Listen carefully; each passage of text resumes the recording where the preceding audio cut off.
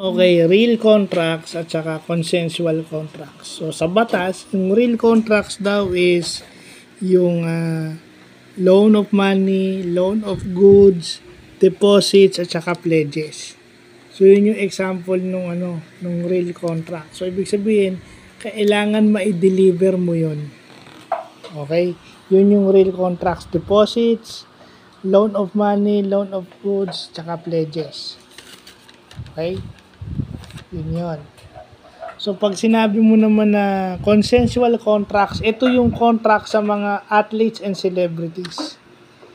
Ibig sabihin lang ng consensual contract, lalagay ko na lang yun. Ikaw, pag pinirmahan mo yung kontrata, ikaw ay pumapayag sa terms and conditions ng contract na yun. So, pinaka best example nun, yung nasabi ko na kanina, dinagdagan ko lang.